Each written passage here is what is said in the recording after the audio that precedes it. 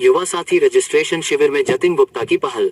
Kulti college में युवा साथी रजिस्ट्रेशन शिविर का आयोजन तृणमूल कांग्रेस के छात्र युवा नेता जतिन गुप्ता की पहल पर किया गया। इस शिविर में रजिस्ट्रेशन कराने आने वाले बीजेपी, सीपीआईएम और कांग्रेस से जुड़े युवक युवतियों की सहायता के लिए विशेष व्यवस्था की गई। शुक्रवार को आयोजित इस शिविर में उनका फूलों की माला और चॉकलेट देकर स्वागत किया गया। जतिन गुप्ता ने बताया कि कुल्टी कॉलेज परिसर में युवा साथी रजिस्ट्रेशन प्रक्रिया चल रही है।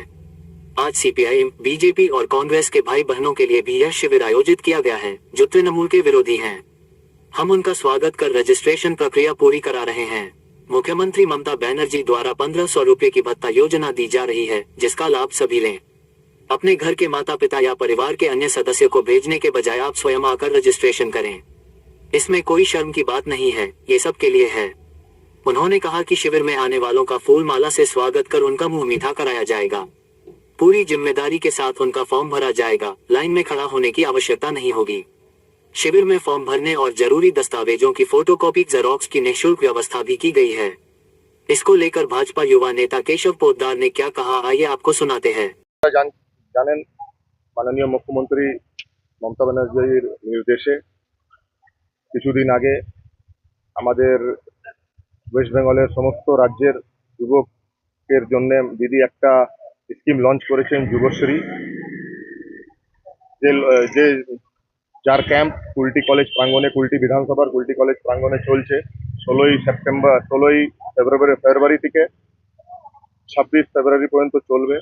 আজকে আমরা স্পেশালি ক্যাম্পটা অর্গানাইজ করেছি আমাদের বিজেপির ভাই বোনের জন্য, সিপিএম এর ভাই বোনের জন্য, কংগ্রেসের ভাই বোনের জন্য, যারা তৃণমূলের বিরোধী আছেন তাদের জন্য।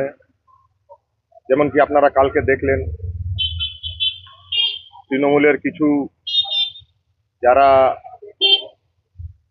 ভিতরে রাম সামনে তৃণমূল দেখাচ্ছিল, কালকে তারা প্রকাশে বিজেপি জয়েন করেছে, তাদের জন্য আজকে আমরা এই ক্যাম্পের আয়োজন করেছি। আপনারা আসুন, আপনাদের নবীন বরণ করে আমরা আজকে দিদির এই সোনার প্রকল্প যুব সাথীর ফর্মটা আপনাদেরকে ফিল আপ করাবো। আপনারা আসুন, ফর্ম ফিল আপ করুন। দিদি যে মাসে মাসে 1500 টাকা ভাতা দেবে তার সেটা আপনারা নিন। আপনারা কেন নিজের বাড়ির মা বাবাকে পাঠাচ্ছেন? আপনারা নিজেই এসে ফর্মটা ফিল আপ করুন, কোনো অসুবিধা নেই, কোনো লজ্জার ব্যাপার নেই। এটা সবার জন্য আমাদের মুখ্যমন্ত্রী অ্যানাউন্সমেন্ট করেছেন। আমাদের মুখ্যমন্ত্রী কোনো ভেদভাব রাখেন না কি যারা তৃণমূল করে তাকেই দেব, এমন কোনো ব্যাপার নেই। এটা আপনাদের বিজেপির কালচার। এই আজকে ক্যাম্প আমরা আজকে অর্গানাইজ করেছি। আমরা দেখেছি কুলটি কলেজে যুব সাথী প্রকল্প চলছে, ওখানে ওরা ক্যাম্প লাগিয়েছে। বিজেপিকে আমন্ত্রণ জানাচ্ছি, সিপিএম এর যুবককে আমন্ত্রণ জানাচ্ছি। এটা যা ক্যাম্প চলছে এটা সরকারি টাকা দেওয়া হচ্ছে, এটা ভুলে গেছে এরা। এদের মনে হচ্ছে কি মমতা ব্যানার্জি আর অভিষেক ব্যানার্জি বাড়ির দিকে টাকা দিচ্ছে। আজকে মোদিজি অত প্রকল্প আছে, আবাস যোজনা থেকে আরম্ভ করে আয়ুষ্মান যোজনা থেকে আরম্ভ করে কোন প্রকল্পে এরকম লেখা আছে কি আমরা টিএমসি যুবককে আমন্ত্রণ জানাচ্ছি, আমরা সিপিএম যুবককে আমন্ত্রণ জানাচ্ছি। এটা কুলটি কলেজের প্রিমিসেসের ভিতরে হচ্ছে। এটা পুরোপুরি রাজনীতিক দ্বেষের জন্য হচ্ছে। আমি বলবো ডিএম সাহেবকে, এডিএম সাহেবকে এর মধ্যে পদক্ষেপ করার জন্য আমরা লিখিত কমপ্লেনও দেব। এটা টিএমসির ইলেকশনের আগে ওদের বোকা নেতাদের এটা প্ল্যান আছে। যুব বিজেপিকে আমন্ত্রণ জানাচ্ছি। এটা ওরা নিজে বাড়ির টাকা দিচ্ছে না, এটা মানুষের ট্যাক্সের টাকা দিচ্ছে, এটা পশ্চিমবঙ্গের খাজানার টাকা দিচ্ছে।